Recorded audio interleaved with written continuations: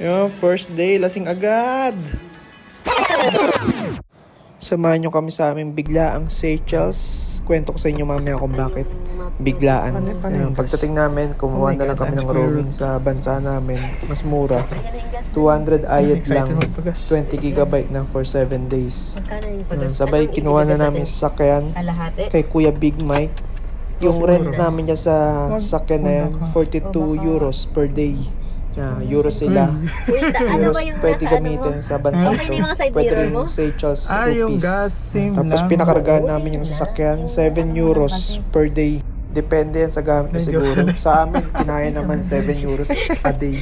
Yan, dapat nakinig kami sa sa gasoline boy. Hindi kami nakinig eh. Sabi niya 200 euros okay na. Ginawa namin 400 pa. Sobra tuloy yung sinoli namin gasolina sa may-ari. 21 rupees. And babaan mo ng ano? Saan papagas? Ano sabihin ko? Half tank, brother.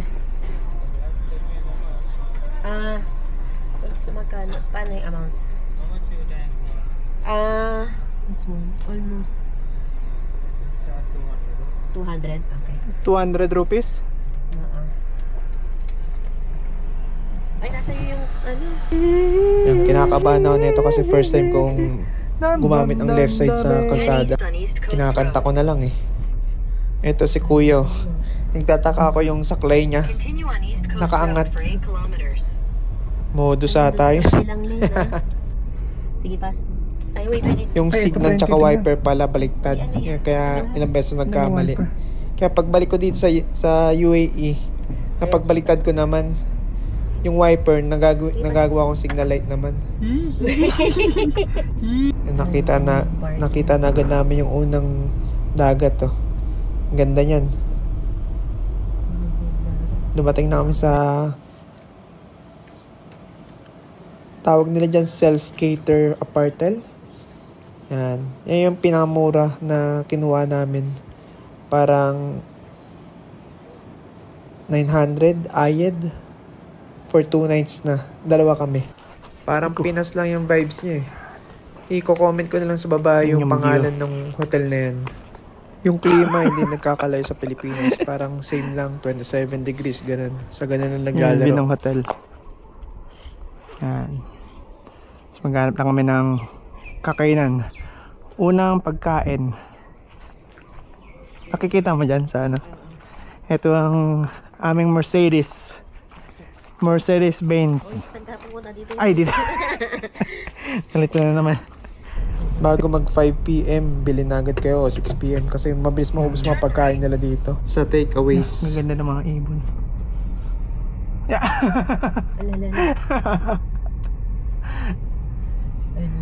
Did you see that? Stingyawa. Istorbo yung aming ano. Yung mga bato, lalaki ah.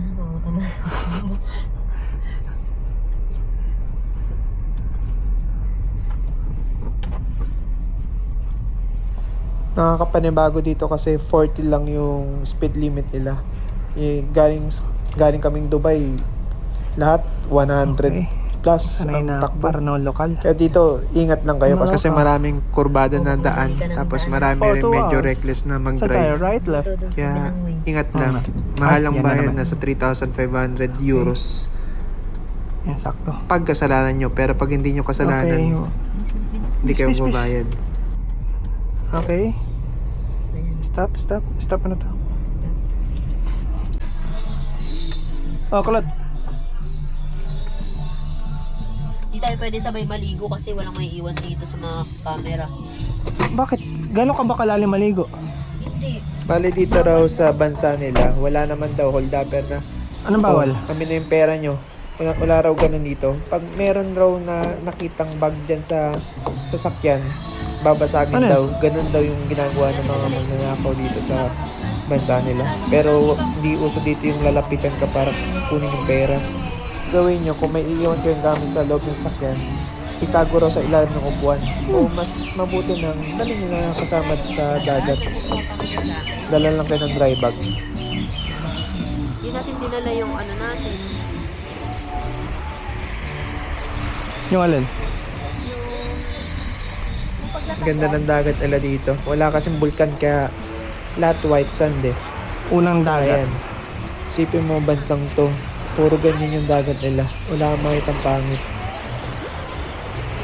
Yan. Kaya dapat ang uwi namin sa Pilipinas talaga. Sure. Pero butis kasi si Mrs. eh. Kaya Ayun, hindi siya nakita mo yung pinayagan ng screen. doktor. Kaya dito lang kami sa 4 hours na biyahe lang. Kaya hindi rin kami pumili ng tour na puro hike.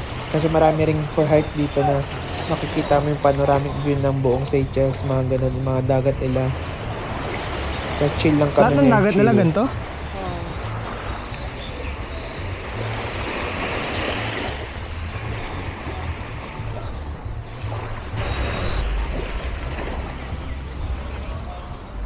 Ano niya?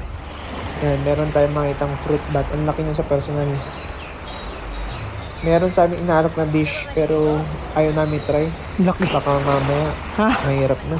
Nakunan ko yun. Kung sa Maldives, puro pating yung mga kakasabay mo sa paglangoy. Yung towel lang Yan, sinabi kong mga iiwan ko. paniki naman. Marami kang makitang paniki na malalaki. natin yung ocean bag. Okay lang. Usapan naman natin, titignan lang natin to eh. Wala naman tayong usapan na maliligo ka. Bigla ka na lang naligo. Walang init-init yung dagat na may... Ano yung sinasabi nung may-ari na yung pinamagandang dagat nila dito? Ano yun, simbang? Katoliko yun? Daan tayo doon, halika. Ang sole.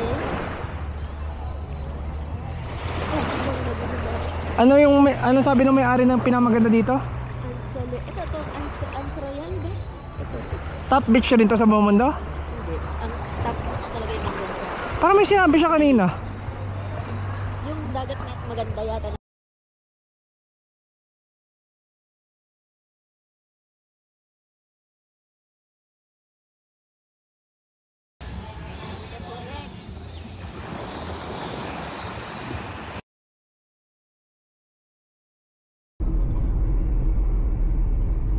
May balik na lang tayo. Pwede doon na tayo kumain ano? Sa Victoria? Lili, Kaso lang, yung kanina. Yung Cafe Creole. Sa tapat ng dagat.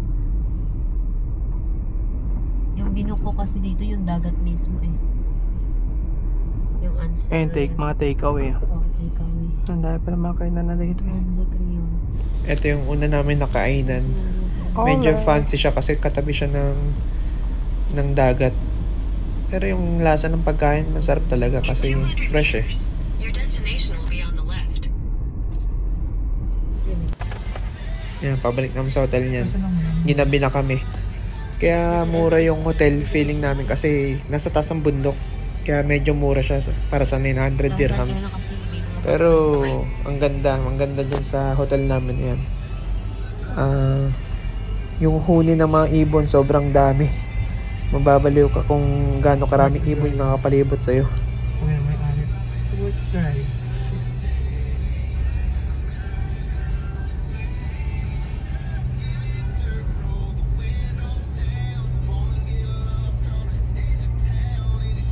Katakot yung aso. Asa?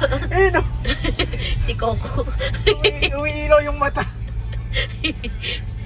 Loko-loko tong asong to.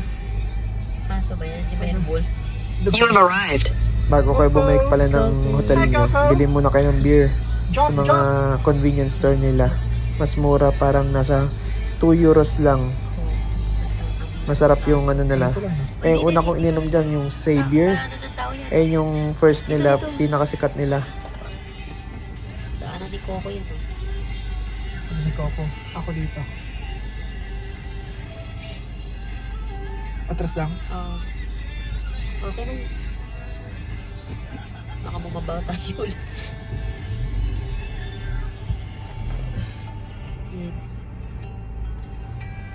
Tsaka kung malabo yung mata nyo, wag na kayong lalagpas ng alas 7 ng gabi kasi walang masyadong street light dito. Yung tanging ilaw nyo lang, yung sasakyan nyo lang talaga.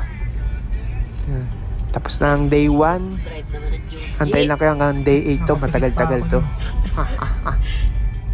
Diretso lang. Ay, ang ganda. Ang ganda pala ang view natin. Dito. Kita ang city light ng Alain. Si Coco. Oh, sino yun? Si Coco. Ano si Rin? Asong to. Park. Dito sa park.